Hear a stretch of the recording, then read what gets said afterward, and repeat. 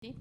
Bueno, entonces, ¿cuáles son las resistencias de impacto clínico y epidemiológico global en enterococos?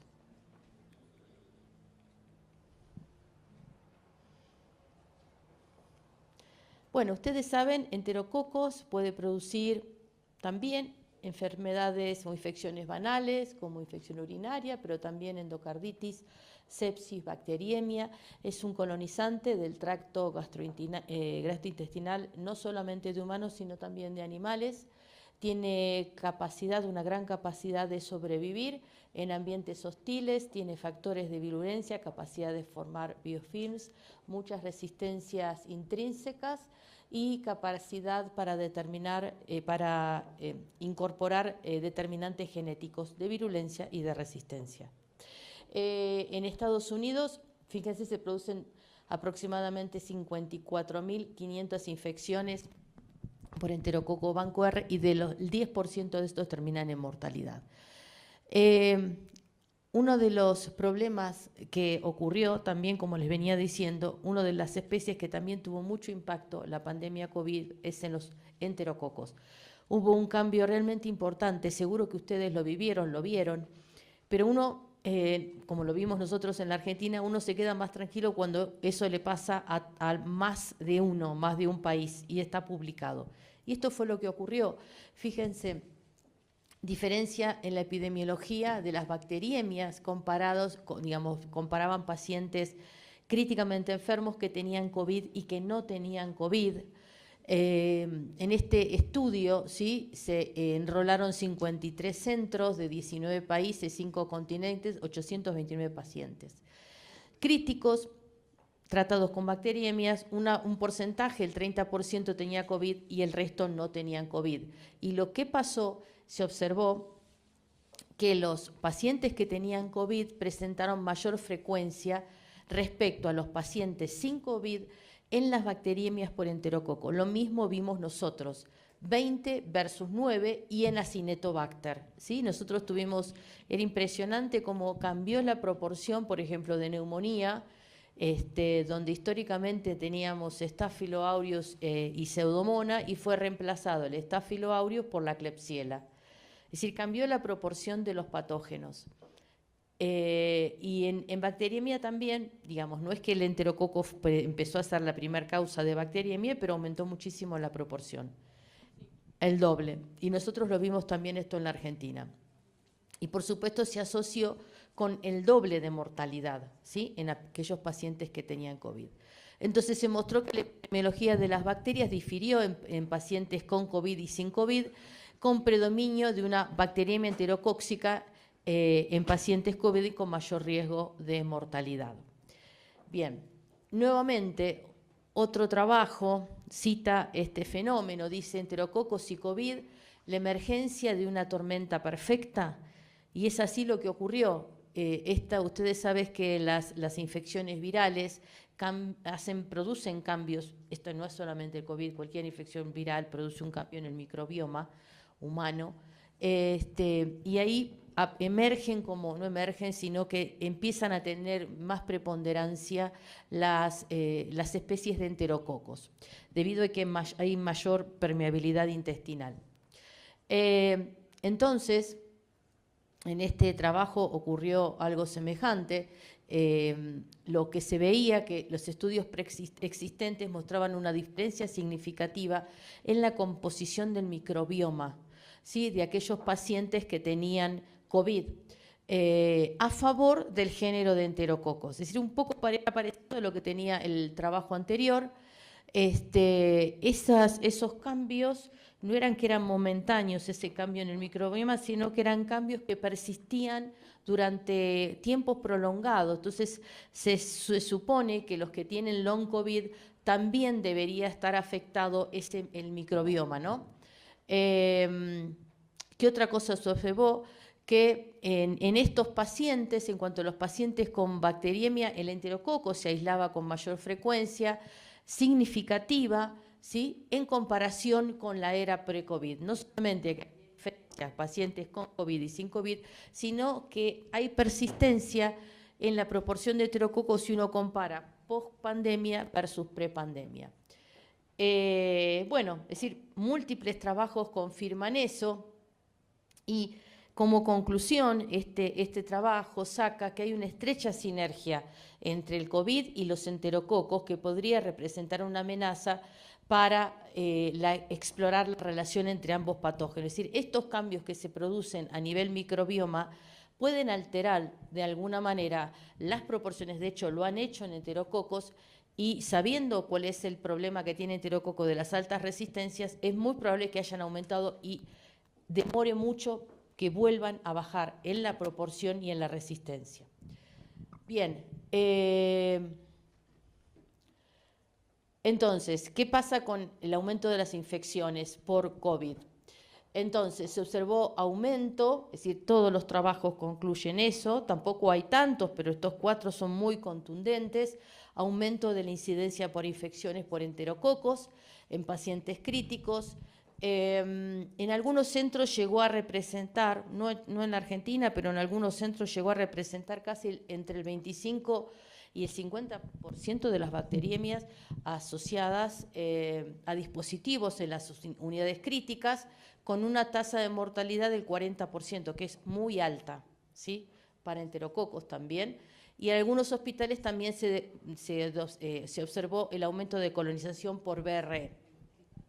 Otros reportaron brotes. ¿Qué factores pueden haber contribuido? ¿Qué es lo que pasó con esta especie en particular, con este género en una especie?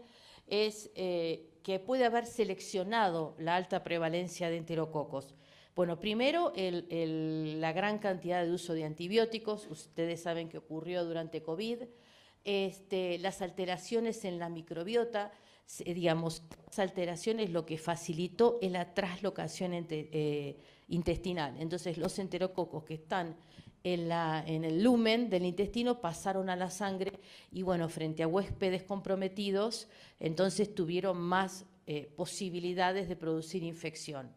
Y también, obviamente, la relajación de las medidas de control. Pero fundamentalmente es una traslocación intestinal lo que generó que enterococos sea post-COVID un patógeno prevalente. Por supuesto, no todo el planeta funcionó de la misma manera. Agarro el... Ese está en corto, sí.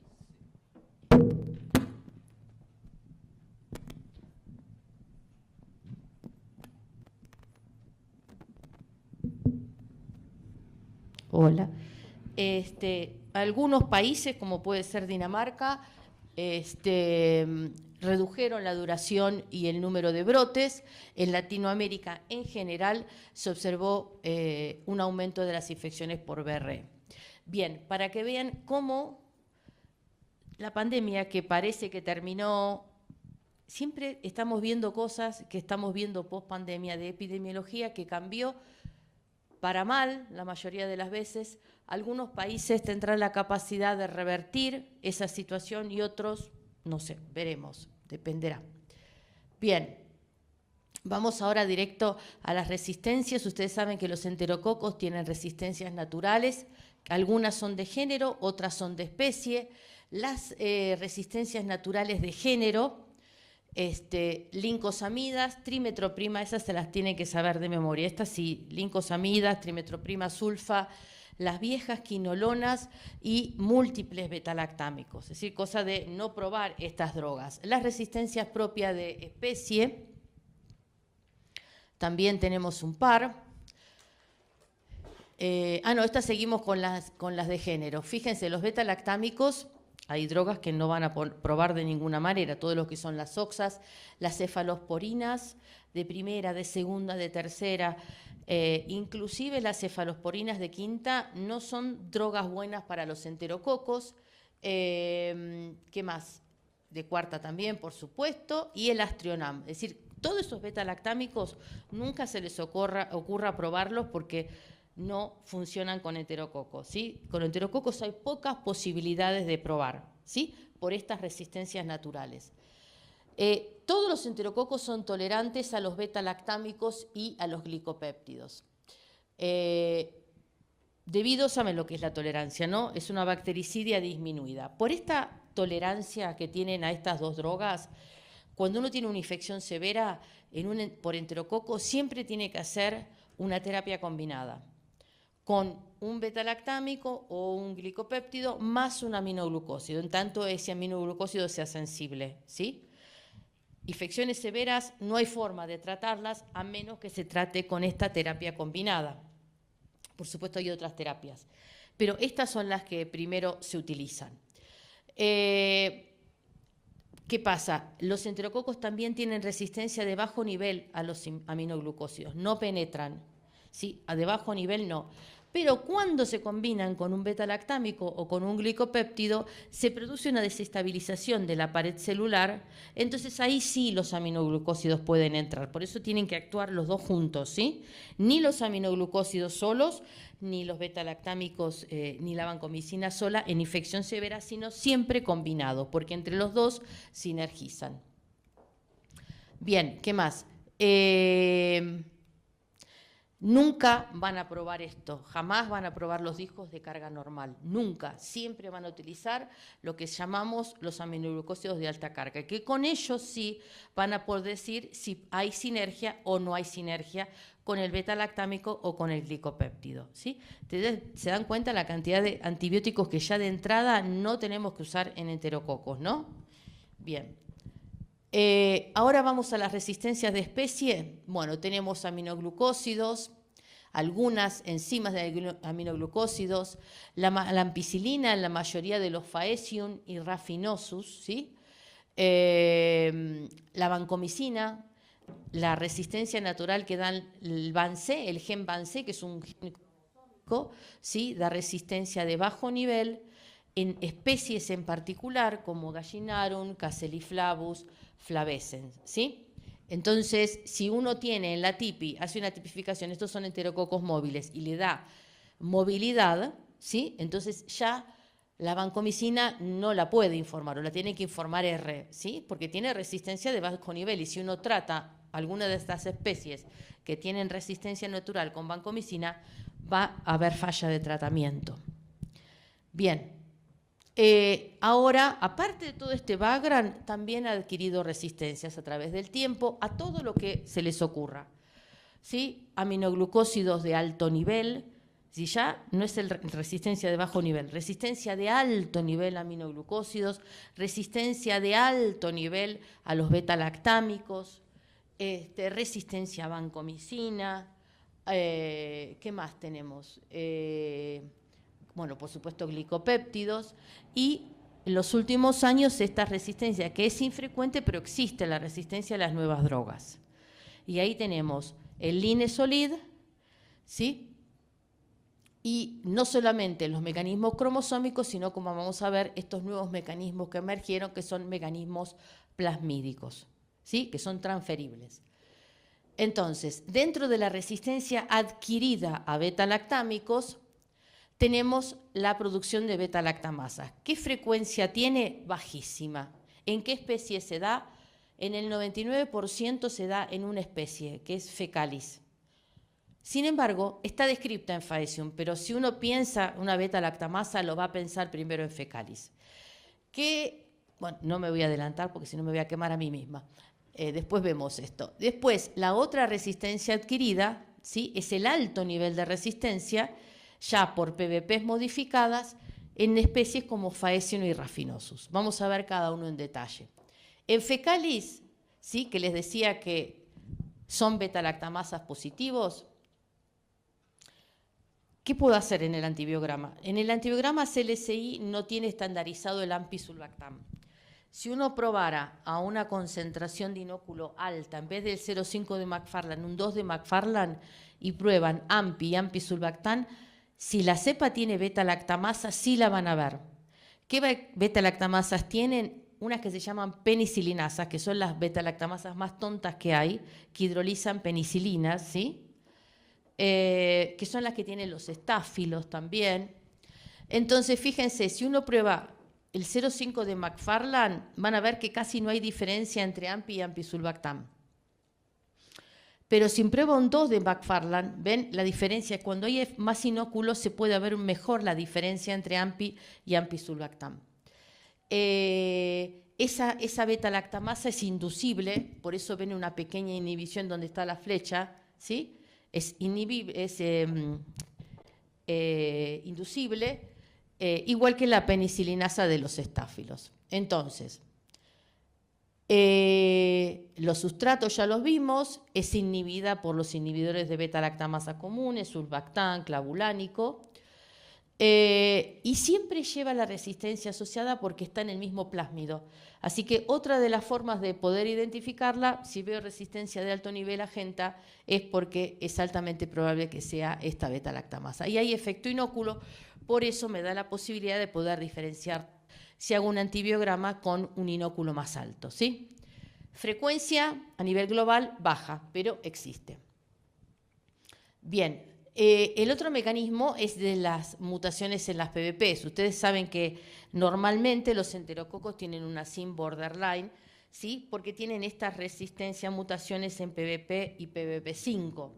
Entonces, pero si esas PBPs se empiezan a hiperproducir, me van a dar aumento en las SIMs. Así que esa misma PBP mutada, hay mucha cantidad, me aumenta las SIMs a una categoría intermedia. Así se me las pone ahí, aumenta la SIM.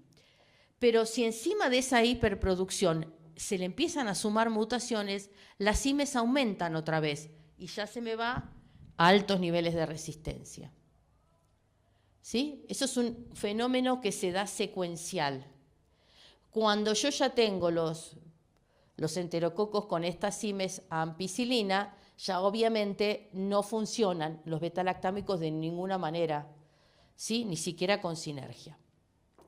Bien. ¿Cómo voy a ver cuáles son los perfiles de resistencia beta-lactámicos?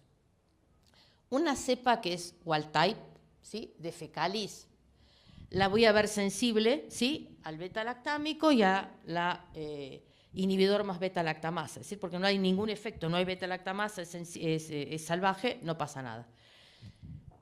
El que tiene beta-lactamasa lo voy a ver sensible al inhibidor con ampisulactán y acá mazo, está verde porque en realidad lo van a ver casi sensible. Con suerte, si ponen alto inóculo lo van a ver, si no se lo van a perder.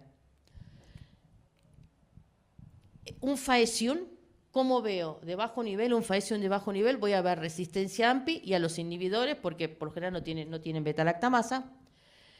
Pero si tiene las PBPs alteradas, peor. El nivel va a ser altísimo. ¿Se entiende? Es así como uno debería ver los fenotipos en el antibiograma. Bien, sin embargo, hay cosas, fenotipos raros, ¿sí? Normalmente cuando uno dice es PNIR, digamos, hasta no hace tanto decía, bueno, si es PNIR, es AMPI-R, es todo los beta-lactámicos R. Pero hay algunos fenotipos que se llaman PNIR AMPI-S, es decir, que tienen la resistencia a penicilina, pero son sensibles a AMPI.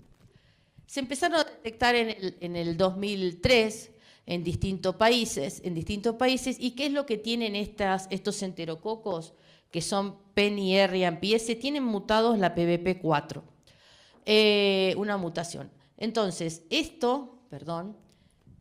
la sensibilidad a AMPI, este es el fundamento por la cual en la CLCI ustedes tienen dos puntos de corte.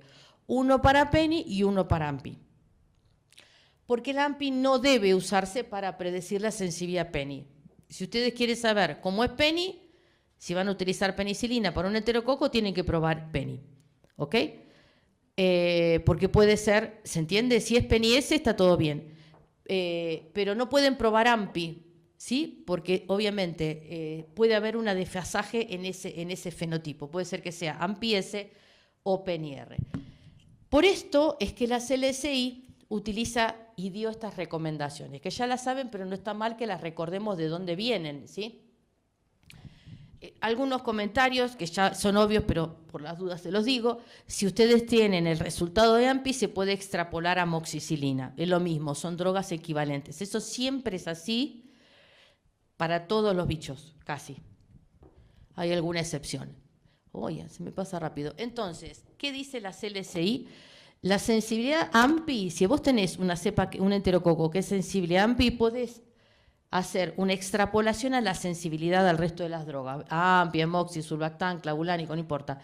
en enterococos que no sean productores de beta-lactamasa. ¿Se entiende? Entonces, si vos probás Penny y te da sensible Penny, todo bien. La sensibilidad ANPI no predice la sensibilidad Penny, ¿se entiende? Es por eso que CLSI pone estas aclaraciones. Es lógico, pero bueno, igual hay que comentarlo. ¿Qué pasa con el alto nivel de resistencia a aminoglucósidos? ¿Cuáles son los mecanismos? Son dos, son las enzimas que pueden ser plasmídicas plasmídicas constitutivas, son las enzimas modificadores de aminoglucósidos, o puede haber mutaciones ribosomales. ¿Cómo lo veo? Con el alto nivel de resistencia hay dos opciones. Lo voy a ver o con los discos de alta carga o usando placas de cleaning. Si ustedes tienen un alto nivel de resistencia a aminoglucósidos en enterococos, de ninguna manera se pueden usar los aminoglucósidos para el tratamiento de infección severa. ¿Se entiende? Por eso es fundamental que, aparte de banco, teico, prueben los discos de alta carga de aminoglucósidos, porque así rápidamente le van a poder informar al médico, mira, con aminoglucósido no vayas porque no va a funcionar. Bien, entonces quedamos, tenemos los discos de alta carga, esos son los puntos de corte, y entonces el alto nivel de resistencia predice la falta de sinergia. ¿Esto lo tienen claro? Nunca utilizar discos de carga normal, utilizarlos de alta carga, y si dan resistente, predice falta de sinergia. Y si dan sensibles, sí se pueden utilizar en sinergia. ¿Cuáles son los mecanismos? No es que se los tienen que aprender de memoria, pero tienen que saber que hay algunos mecanismos que afectan, por ejemplo, estas enzimas, afectan solamente a Genta y a Mica y quizás no afectan a Strepto, pero algunos otros mecanismos, como las mutaciones ribosomales u otras enzimas, pueden afectar a Strepto, pero no al resto. No tienen que saber los mecanismos, pero al menos hay que probar dos drogas, Strepto y Genta de alta carga, ¿sí? La Genta se puede extrapolar al resto de los aminoglucósidos, pero ¿por qué es importante probar el Strepto aparte? Porque el Strepto es el sustrato de las mutaciones ribosomales, fundamentalmente, y la Genta es el sustrato de las enzimas modificadoras de aminoglucósidos. Entonces, siempre hay que probar al mínimo esos dos, ¿ok? ¿Qué fenotipo puede haber? No importa, no es para que lo sepan, pero ven que puede haber, en realidad tampoco me interesa saber los mecanismos de resistencia de aminoglucósidos, solo tengo que entender que al menos hay que probar dos, Strepto y Genta, y con eso pueden extrapolar al resto. Bien, ¿qué más? Vancomicina. Entonces, ¿qué pasa con los enterococos con resistencia a banco? Esta es una diapo que muestra más o menos cuál es la distribución de resistencia a vancomicina según la región geográfica. Ustedes fíjense que acá en el gráfico de arriba pueden fijarse cómo aumentó y después se estabilizó, ¿sí? La resistencia en Europa, en Norteamérica también bajó, lo mismo que en Asia-Pacífico. La única región donde ustedes ven aumento, se la pongo grande, es como siempre Latinoamérica. Es la única que seguimos en aumento. Bien, en este estudio que hicieron, que está publicado en el 2019, la prevalencia era del 15%. Entonces, ¿cuáles son las especies y cuál es el genotipo dominante? Hay dos genotipos, uno es el VAN-A y otro el VAN-B. El VAN-A me da resistencia de alto nivel a banco y teico. Y el VAN-B me da resistencia a banco y sensibilidad a teico. Normalmente, después voy a mostrar una excepción que está muy buena, normalmente la gran mayoría del planeta lo que domina es el Enterococcus faecium VAN-A. ¿Ven que está todo verde? Pero van a ver qué es lo que está pasando ahora, también después de la pandemia, ¿sí? Pero esto es lo que uno debería ver normalmente. ¿Cómo es la resistencia a banco? ¿Qué es lo que produce? ¿Cómo se hacen resistentes? Fíjense, este es el mecanismo de acción de los glicopéptidos. ¿Se acuerdan que para la síntesis de pared celular ocurre en el citoplasma, los terminales de ala, ¿sí? Junto con una ligasa, se forma un dipéptido y el dipéptido con un tripéptido que tiene 2 azúcares, la N-acetilglucosamina y el N-murámico, N-acetilmurámico, junto con este tripéptido, se combinan con el terminal de ala, se denomina pentapéptido, pasan la membrana citoplasmática, esto se llama péptido precursor de pared, se van enganchando formando la cadena, ¿sí? El entrecruzamiento, y el péptido de ala, es el sustrato de la vancomicina. La vancomicina inhibe acá, exactamente. En el péptido, ¿sí? Terminal, cuando ya está el pentapéptido con estos dos de ala, viene acá la vanco, es el sitio de unión y produce la inhibición de la pared celular. ¿Ok? Así funciona.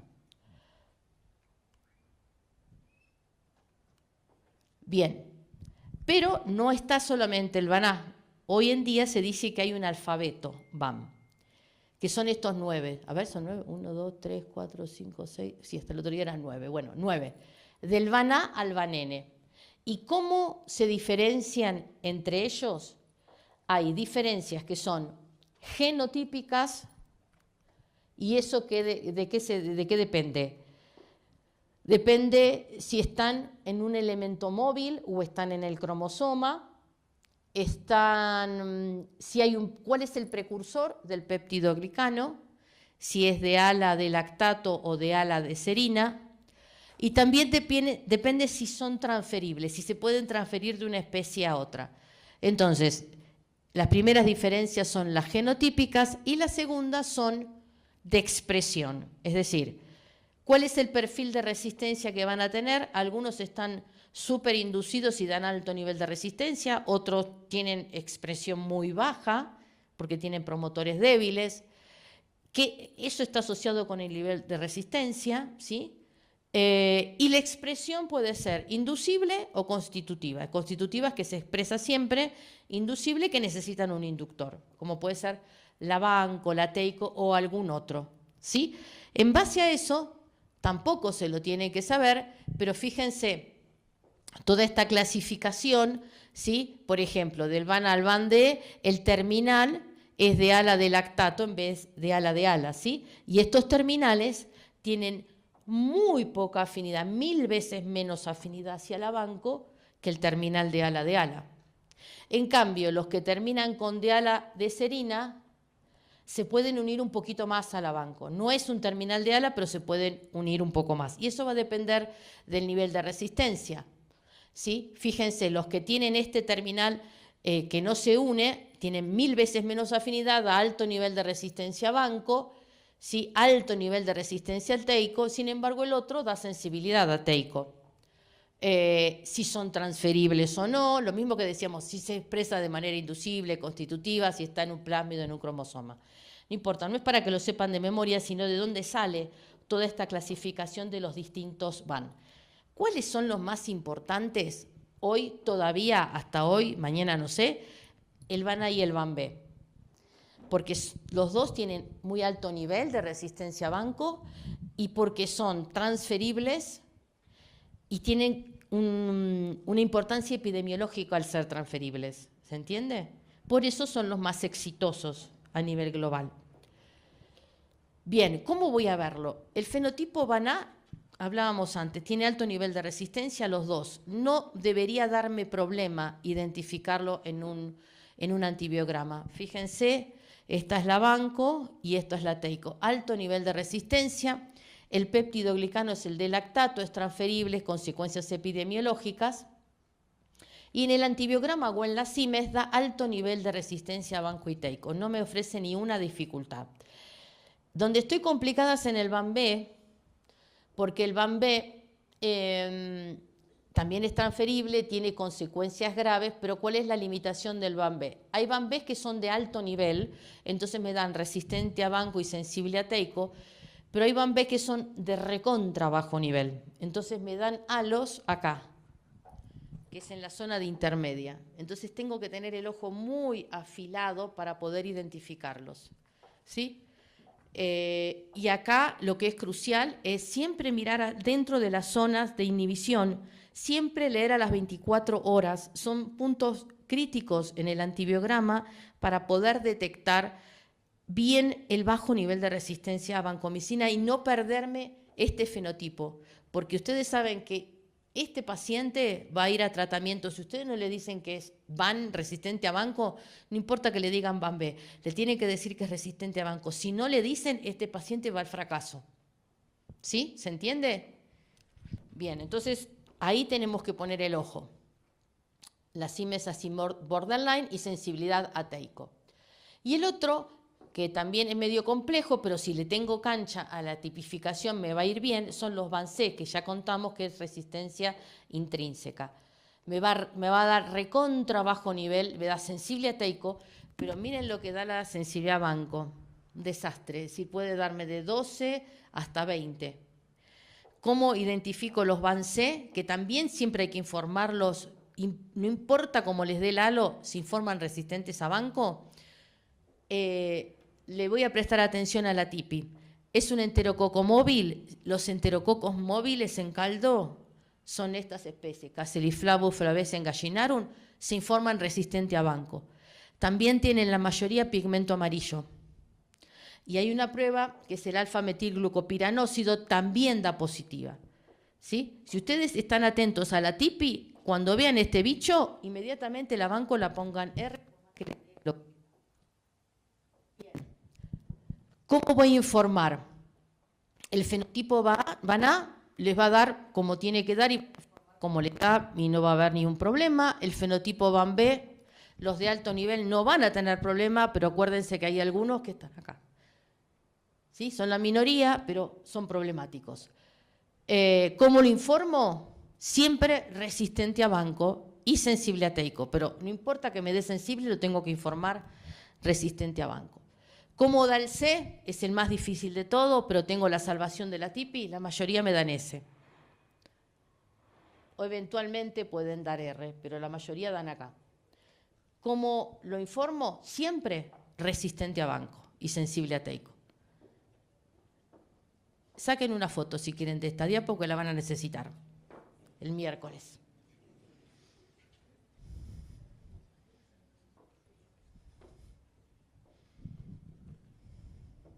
Van siguiendo hasta acá, ¿no? Bueno, ya saben cómo manejar los enterococos con banco.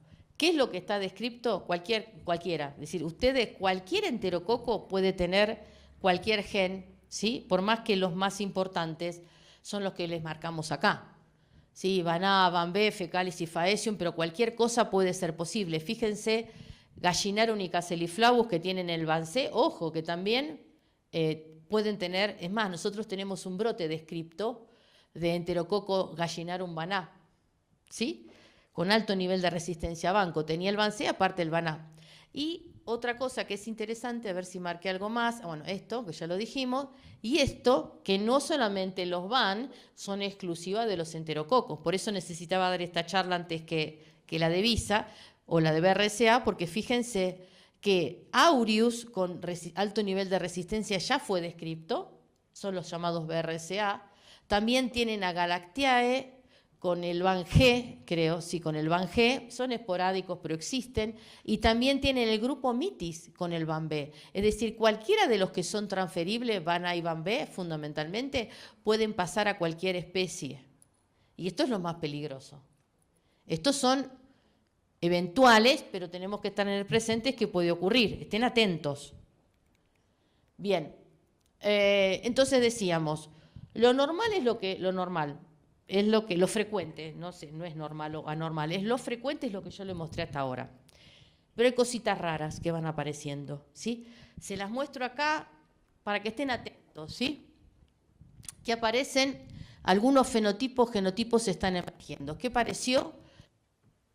Un VAN-B, expresan constitutivamente el gen VAN-B, pero presentan, ¿se acuerdan que el VAN-B les dije que era a teico? ¿Se acuerdan? Bueno, este caso es un VAN-B, pero no sé qué pasa. Hay mutaciones específicamente en un gen regulador, da alto nivel de resistencia a TEICO. En vez de dar sensible, da resistente. Es eventual, está todo bien. Me da alguna preocupación esto, en realidad no me da preocupación. ¿Por qué? Porque yo lo veo en el antibiograma, con alto nivel de resistencia no pasa nada, ¿sí? Pues está bien, me confundí un Bambé con un Baná, pero si yo lo veo resistente, no pasa nada, va a estar bien porque lo voy a informar resistente a ambos. El otro es este, aislamiento que tienen el fenotipo Bambé, ¿sí? Este es el que me complica. Bambé es decir que tienen resistencia a banco y son sensibles a TEICO, pero ¿qué portan? Portan el gen Baná. Y bueno, ustedes dirán, bueno, que lo trate con TEICO, total, no hay problema. No, no es así porque está descrito el fallo de tratamiento. Si ustedes tratan a este paciente con TEICO, va a falla de tratamiento. ¿Dónde ocurrió? En México. Nos queda lejos México, pero no importa, estemos atentos. Y esto es lo más atípico que se está viendo, es la aportación de los dos genes en forma simultánea, Baná y Bambé. ¿Por qué lo traigo? Quiero hablar de esto. ¿Por qué? Porque es poco frecuente, pero existe, ¿sí? Está descrito en Gallinarum, en Faesio, en un brote hospitalario, un paciente con bacteriemia, o nuevamente, detección de aislados durante la pandemia COVID. Pero a mí lo que me interesa es que veamos lo que pasa en nuestra región, y es esto, es en Chile, ¿sí? En Chile, fíjense, entre el 18 y 22, hace 2 días, ¿sí? Analizaron 96 aislamientos de Faesium. Lo primero que les quiero llamar la atención, la mayoría eran Bambé. ¿Se acuerdan que yo digo que lo que circula siempre es Baná? En Chile ahora está circulando el Bambé, es el más importante. Y no solamente eso, el 14% tenían los dos genes.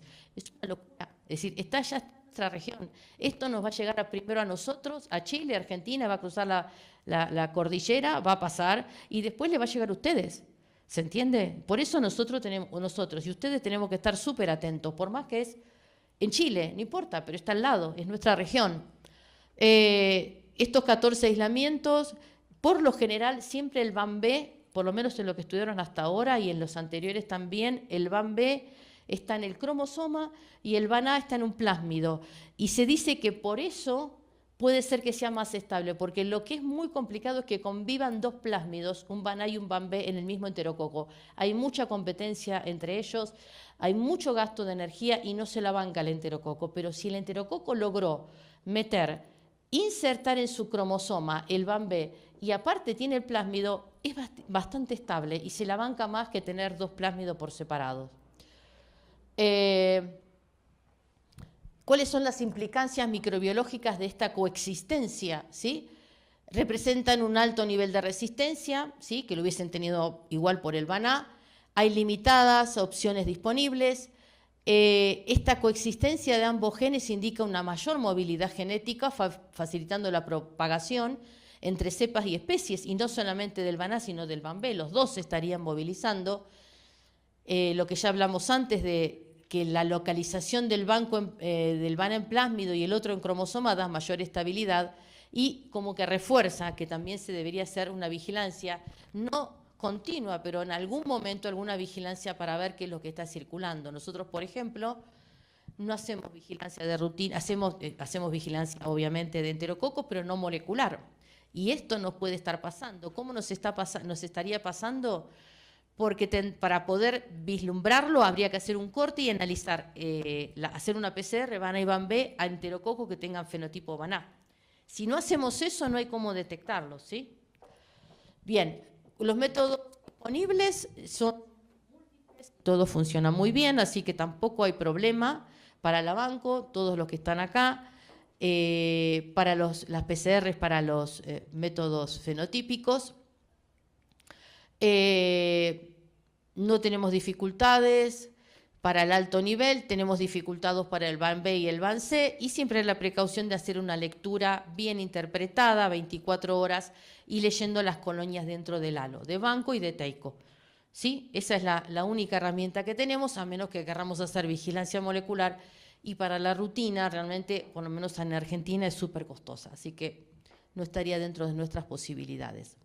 Ahora, ¿cuáles son los antibióticos que tenemos frente a enterococos de infección severa.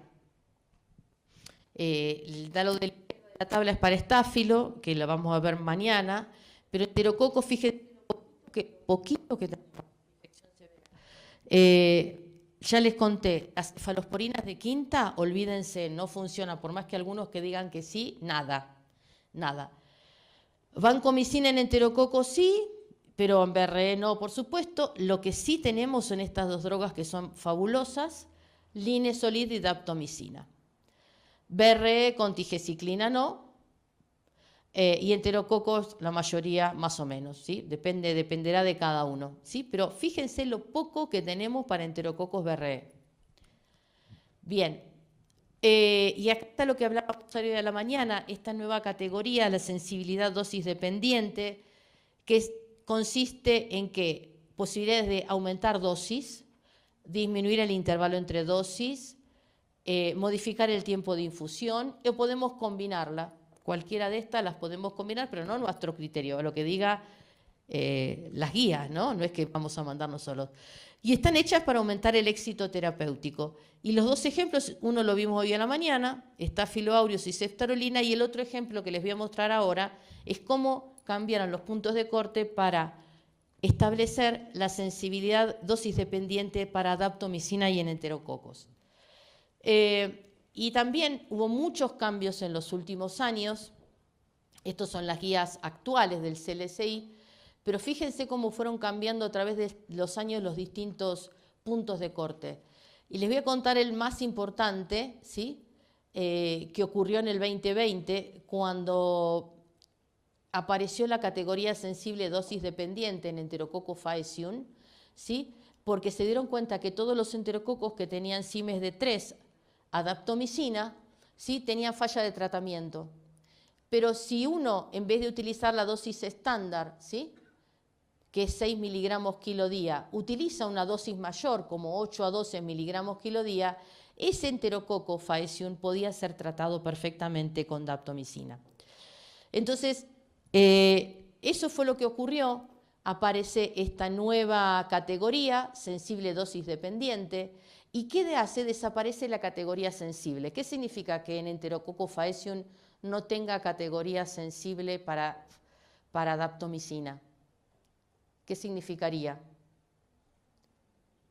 ¿Cómo van a tratar un enterococo? Siempre, faecium, siempre se trata con altas dosis. Eso significa, no hay categoría sensible. ¿Qué significa? Que jamás voy a poder tratar un enterococo con la dosis habitual. Lo único que puedo hacerle una SIM, ¿sí? Y si es menor a 4, tratarlo con estas dosis, 8 a 12 miligramos kilo día. ¿Se entiende por qué? De otra manera, tendría que haberme privado de tener la adapto. Y en enterococo no tengo más opciones, chicos, no hay más nada. Linezolid, dapto, me quedé sin nada en 2 minutos para una infección severa. Entonces, de esta forma, estoy recuperando la adapto. En enterococos distintos a faecium, tienen CIMES más bajas. Entonces puedo, en esos casos, con una SIM de 2, usar una dosis convencional. ¿Se entendió? Pero en faecium estoy condenada siempre a utilizar las altas dosis. Ahora, si tengo otro enterococo no faecium que tiene una SIM de 4, también voy a recurrir a las altas dosis. ¿Se entiende cómo uno tiene que manejar estos parámetros para poder informar correctamente como corresponde? Bien, ahora, los métodos que tenemos, el adapto ya lo dijimos hoy a la mañana, no tenemos el disco, entonces estamos en problema. Tenemos la dilución en caldo, el método epsilométrico, los automatizados. La dilución en caldo no la hace nadie, ¿sí? Acuérdense que acá siempre es calcio dependiente. Hay distintas variaciones de acuerdo a las concentraciones en los distintos medios. Puede haber falta de reproducibilidad.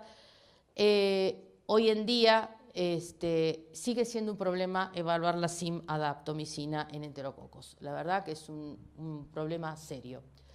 Con respecto a la resistencia al linezolid, hablábamos que la más frecuente es la resistencia cromosómica en el RNA 23S y también las mutaciones en las riboproteínas L4 y L22.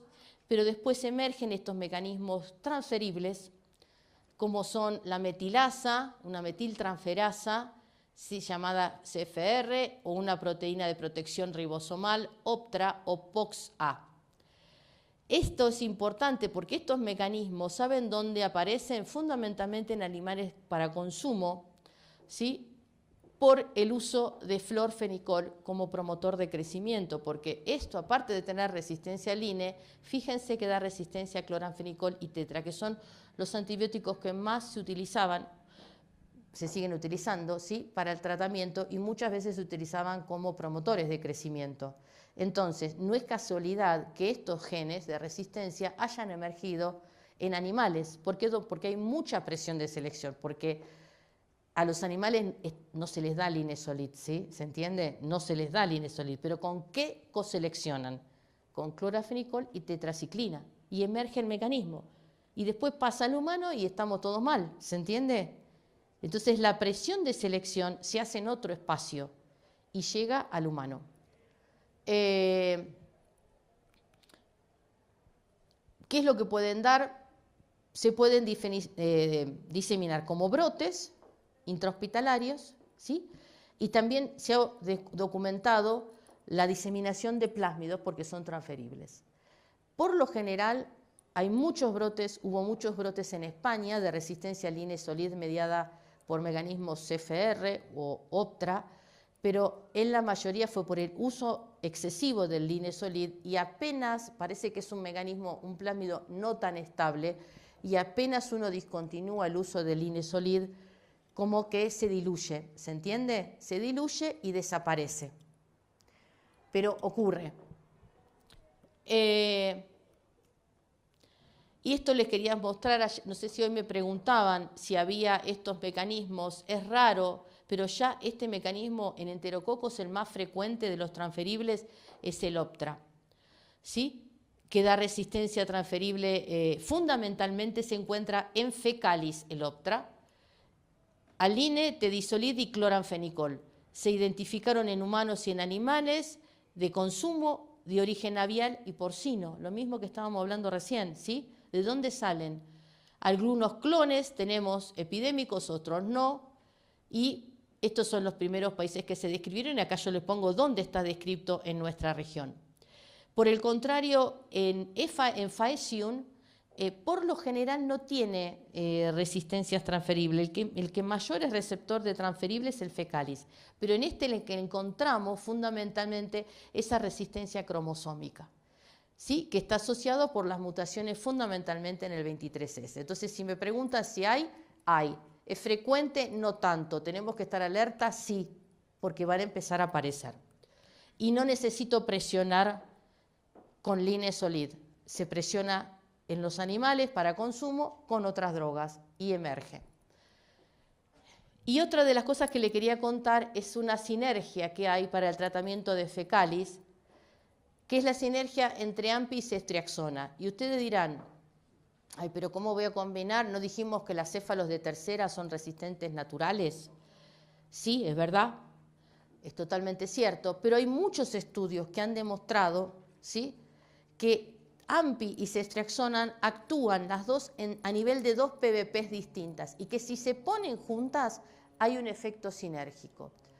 Y una de las ventajas que tienen menos toxicidad porque son dos betalactámicos, y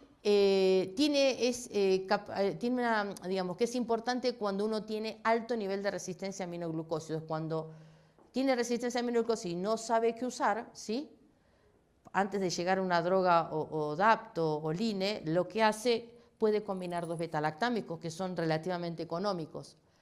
¿Qué es lo que hace? Saturan en forma diferencial las PBPs. Cefotaxim o ceftriaxona satura PBP 2 y 3, mientras que el amoxi 4 y 5. Y por esta experiencia, la Asociación Americana Cardíaca recomendó el uso de AMPI y ceftriaxona para el tratamiento de endocarditis. Más infección severa que esa no hay. La Asociación Americana de Endocarditis recomienda esta combinación para aquellos que tengan enterococos fecalis que tengan alto nivel de resistencia a aminoglucósidos. Y fíjense, esta es una revisión que se hizo sobre cuáles eran las posibilidades y los trabajos publicados con esta combinación, y queda muy en claro que se demostró claramente la eficacia de estas combinaciones. Son tan eficaces como la combinación con aminoglucósidos y son menos tóxicas, ¿sí? Entonces, está muy buena utilizar esta combinación para evitar la resistencia de alto nivel de aminoglucósidos. Así que esta es una recomendación buena, es volver a drogas viejas que actúan sobre distintas PBPs y evitarnos usar los aminoglucósidos o cuando los aminoglucósidos dan resistentes. Creo que esta era la última. Mensajes finales que tenemos con respecto a la epidemiología global, en qué andamos con los enterococos. Bueno, sabemos que tienen una capacidad importante, ya lo vimos durante toda la charla, sobrevivir al ambiente, duran mucho en las superficies, tienen capacidad de producir biofilms, eso les permite persistir mucho tiempo en la superficie de los hospitales, ¿sí? Contribuyendo a la transmisión, tienen muchos mecanismos de resistencia intrínseco y se han adquirido múltiples mecanismos en los últimos años. Faecium en particular ha emergido como un patógeno nosocomial de alta preocupación, principalmente post-COVID, como que se ha revalorizado el rol que tiene Faecium. Las infecciones por BRE, en particular bacteremias, se asocian con altas tasas de morbimortalidad. Las opciones terapéuticas para el tratamiento de BRA son muy limitadas, ya las vimos, nos queda muy poco, Dapto, Linezolid. Line y Dapto son opciones para el tratamiento, aunque su eficacia puede verse comprometida, aunque es raro, pero existen los mecanismos. Con respecto a la resistencia a banco, Faecium continúa siendo el más importante, VANA, ¿sí?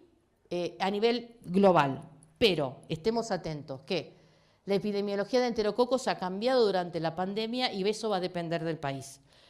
Tenemos aumento de la resistencia a banco, aumento de la resistencia a aminoglucósidos, emergencia del genotipo BAM-B, aumento de la resistencia a banco en enterococo fecalis, que normalmente es rebaja, aumentó. Aumento de la proporción entre Faecium y fecalis. Les propongo que hagan el ejercicio y fíjense en los últimos 10 años cuál era la proporción de Faecium y cuál era la proporción de fecalis. En todos los hospitales ocurre lo mismo. Aumentó la proporción de Faecium respecto a la de fecalis. Y la emergencia de productores duales, que más finalmente el contar con estas pocas opciones terapéuticas para el tratamiento de enterococos y su gran capacidad que tiene de adaptarse genéticamente, su alta plasticidad genética y la capacidad de supervivencia en humanos y en otros huéspedes no humanos en medios hostiles, hace que los BRE continúen siendo en el siglo XXI una amenaza para la salud pública, ¿sí? No solamente la salud pública, sino también la salud animal. Bien, eso es todo. Les agradezco la atención. Si tienen preguntas, por favor. Sí.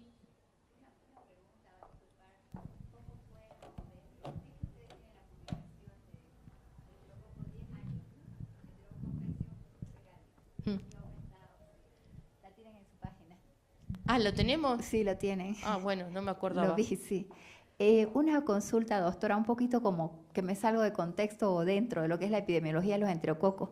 Una cosa que a mí me preocupa desde hace muchos años y yo logro ver en el quehacer diario de la atención médica son las infecciones intraabdominales, pero sobre todo las infecciones de sitio quirúrgico. Yo temo con eso desde que me pasó con una persona cercana y que me digan, aquí el 80% se mueren después de que regresan por una infección de sitio quirúrgico después de una colecistectomía. O sea, no tenga esperanza porque se mueren, claro, porque no empiezan con el esquema de tratamiento. Lo que más se encuentra en infecciones de sitio quirúrgico por colecistectomía es enterococo. Totalmente, es el patógeno más frecuente. No lo toman en cuenta. Y desde el laboratorio, en este tipo de pacientes, si bien le hacen un hemocultivo, es mucho. Y no logran aislar el enterococo. No se aísla, es que no se aísla por lo una general de Klebsiella hemocultivo. sensible y el paciente se muere porque el antibiótico que le meten es un meropenem y por ahí una amicacina y por ahí le meten un metronidazol, pero no lo toman en cuenta el enterococo. Y es el germen más frecuente. Es el más frecuente infección junto con los sitioquirúrgico anaerobios. Entonces siempre post-colecistectomía. tenés que cubrir anaerobios, siempre anaerobios y enterococos en ese tipo de infecciones, porque es el patógeno más frecuente. Y de hemocultivo no se aísla. No se aísla. Es decir, la tenés ahí y te terminás muriendo porque el enterococo tiene una alta mortalidad per se, sin necesidad de que sea banco R. Peor todavía, pero tiene una alta mortalidad. Entonces tenés que cubrir los dos, anaerobios y enterococos.